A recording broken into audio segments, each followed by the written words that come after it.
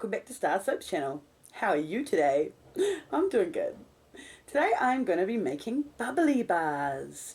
Solid bubble bath that you crumble under running water to get mounds of yummy bubbles. Oh yeah, my favorite. So, we're going to go make bubble bars. Come along with me and we'll make them. Squee! So, first things first, we need to sieve our powders for our bubble dough. If you're interested in this recipe, then please feel free to check out my other video. I'll leave an annotation below and in the description box called Sleepy Time Bubbly Bars, where I've included the recipe in the description box.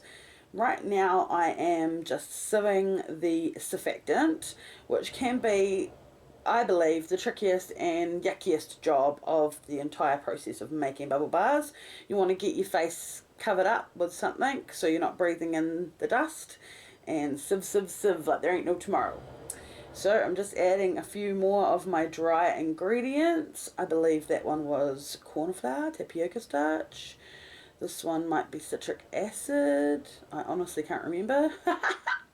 So in they go, and I mix all of my dry ingredients together. Again, if you want to know what these ingredients are, check out that video and you'll see the recipe in the description. The first ones I'm going to be making are pumpkins, so I'm scenting them in pumpkin chai fragrance oil. And you've just seen a little bit of clear glycerin, and the other one was castor oil going into the mix. Now I'm going to start adding my colorants. I want a nice orange for my pumpkins, so I add a bit of yellow and a bit of red and mix them together. A bit more glycerin and a bit more castor oil. Touch here, touch there, you know how I roll.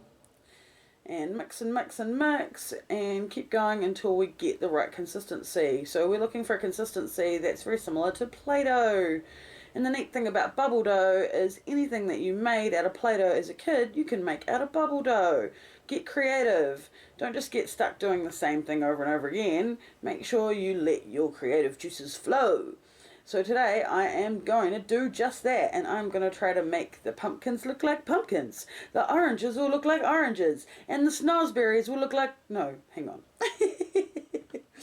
Alright, so first of all, as you can see, the little black stripes on the screen, I decided I was going to use soap for the stems of my pumpkins, and that's what I've got there. I've got a little bit of moldable soap that I've molded into some stems, but I changed my mind and I decided to take a little bit of my bubble dough instead and use a little bit of cocoa powder and turn it brown, and then I will be able to have the stem of my pumpkin, and everything in the whole thing will be made of bubble dough, which I think is really cool. So there's nothing else in there, it's all just bubble dough. Awesome. So I'm just working the cocoa powder in and making, there's my lovely little dollop that's going to be, and now I'm separating out my bubble bars. I'm going to have 8 by the looks of it, and I'm also going to do the same with the stem dough.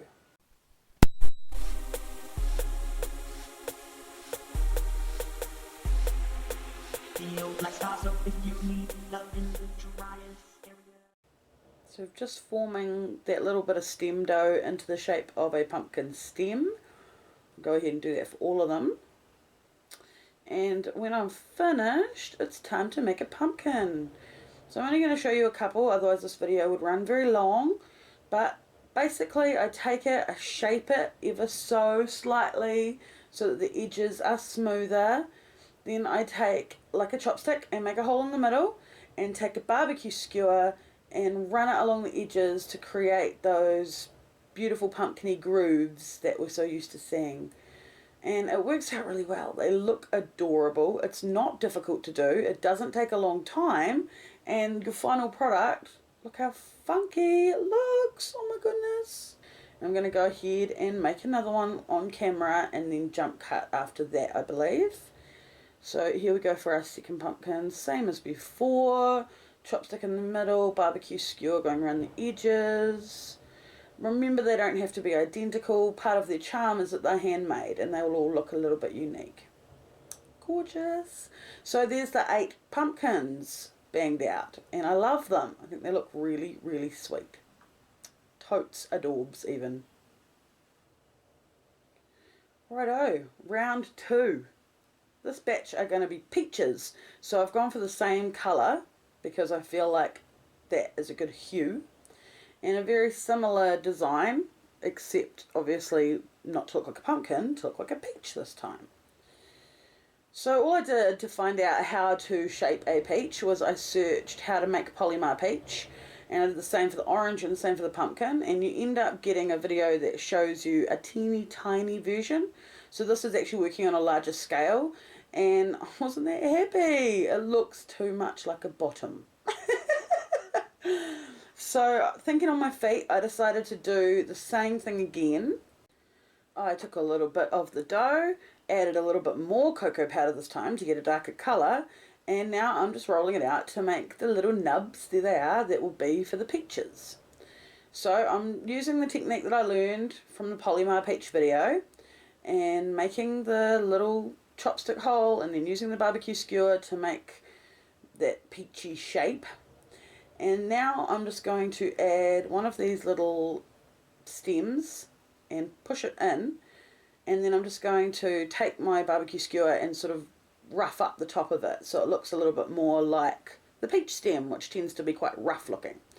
And as an extra measure, I'm taking some red bath bomb safe colorant and painting it on to look a bit more like a peach. I really don't want people looking at them and seeing bottoms. I'm trying to get the peach look here, doing very best I can. And actually once the red's on there, I think it works. I really do. I think it looks quite fab. So here are the peaches and the pumpkins, and I had a little bit of leftover stem dough, so I made some random little coffee beans there. And I really love these. I think they're adorable. So we've got our pumpkins there, got our peaches that we made, the little coffee beans I mentioned, everything all together ready to go in the oven on low heat. And I made oranges the next day, and I didn't show you me making the oranges, so I'm sorry about that. But I hope you did enjoy watching me make these bubbly bars. If you did, feel free to hit that subscribe button down below, become a member of our StarrSoaps family, and feel that soapy love. Thanks again for watching. Bye now.